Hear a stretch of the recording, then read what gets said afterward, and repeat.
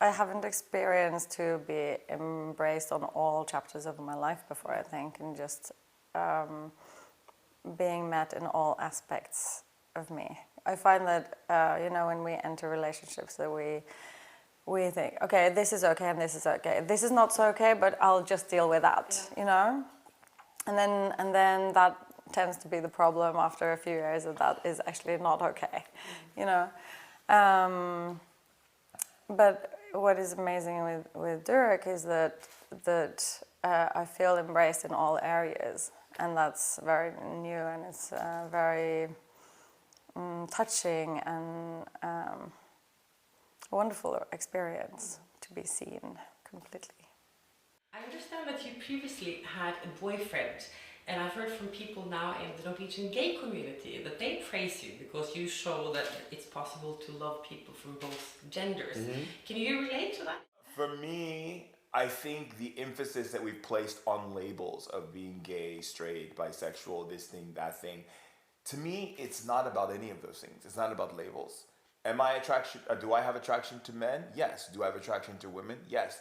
Do I have attraction to being a human being and just having attraction? Yes, but it's based in love. It's based in, to me, I see the human race as so much trying to fit into this masculine, feminine perspective. I believe there's masculine in women. I believe there's feminine in women. I believe there's feminine in man, and there's masculine in man. But we go to these very opposite ends. And I think that the gay community, from my culture's understanding in Africa, in West Africa, we believe that gay people are the fifth element. They represent us learning how to love beyond labels, love beyond sexuality, love beyond these things. And that's what I stand for. I stand for that. And that's what I love about Märtha, because she understands that about me. There is a woman in me, and there's a man in me, and there's a lot of things in me, and I'm a very interesting type of being, But I don't think anyone could be with Märtha if they weren't that type of interesting being. Because she has a very masculine side, and she has a very feminine side, and she has all the little girl side, and she has a very powerful woman, and all these different beings inside of her. She's an interesting being, and you can't just be with someone who chooses to fit themselves into a box. That would never work for her. And for me, you couldn't be with me if you were trying to fit yourself into a box or fit me into a box, because that wouldn't work for me. I think it's so inspiring with the younger generation because they don't think about these things. It's our generation that have these like boxes on everything, and you fit in there and you fit in there, and that's why so many people feel like outcasts, because they don't fit into the box. And who actually fits into the box?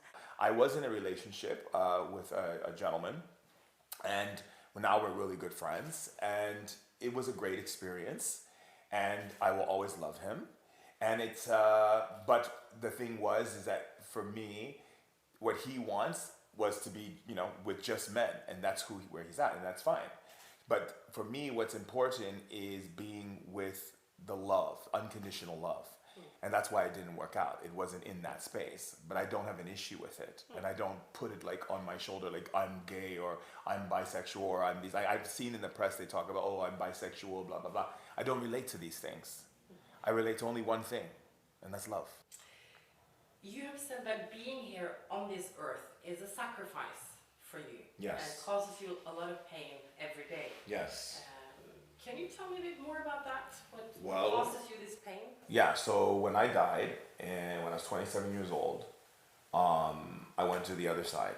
And when I went to the other side, there was no pain, there was no suffering, there was just love and joy and freedom and,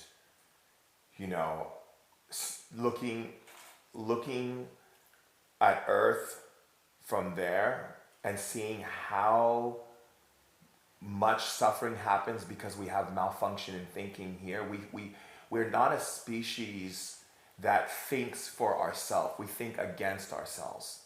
We put ourselves down through language. We look for bad in people. We're constantly looking for ways to degrade our spirit, our human body. We put pollutants, we drink, we put all kinds of things in our system, foods that are processed, all these things. We judge people, we condemn people, and when I was there, none of that was there.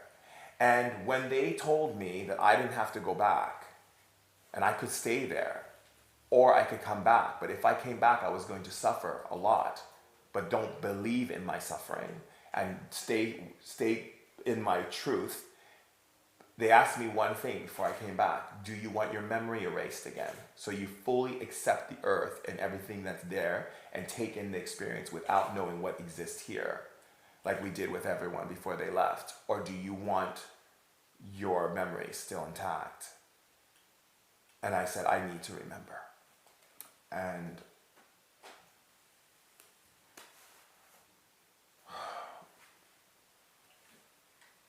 being here hurts. Because humans,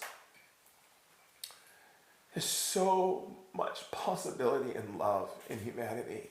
And they don't realize that all of it shifts the moment they stay in love, the moment they focus on love, the moment they stay in a place where they just stop thinking negatively. Stop gossiping. Stop getting into negative conversations. Stop hurting each other.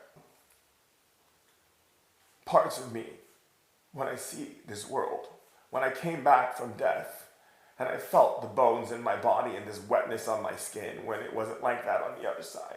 It was warm. And everyone was love. And God was there everywhere. And said, I love my children all. I love everyone. And they just don't know it because they've been lied to by the darkness. And darkness has gotten into their heads and talks to them and makes them hate themselves. And how can they hate themselves when they hate themselves? They hate me. It makes me feel better to see someone happy, living their truth, not taking a job where they hate their job, or in a relationship or any of these things. For me, it's important for people to feel good. That's what God wants.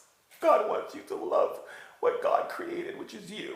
And that's all God wants. And all this other stuff is just darkness messing with everyone. And that to me is what I care about. And so, yeah, it hurts. I remember in your previous book, you wrote something about how you always felt like an outsider being young, and that you felt that they only saw the princess and not you. Mm-hmm. And it puzzled me when I saw you only using the title and not your name, because aren't you kind of doing the same thing, putting the princess out there and not yourself?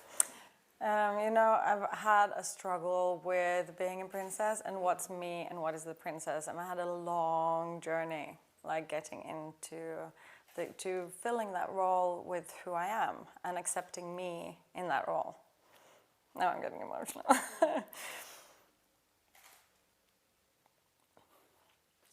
Yeah, I know. I always cry, so it's fine.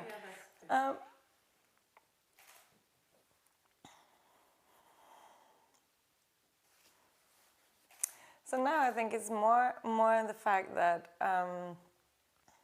I'm comfortable in me, in whatever situation I'm in, and I'm born into that family. And to be honest, the princess and the shaman was more like a take, like you said in the beginning, it was like a fairy tale, kind of like, yeah, and I was like, oh, we have to call it this, that's great, like, you know, it was more like a fun thing that made me thinking it through to that extent that it has turned to now.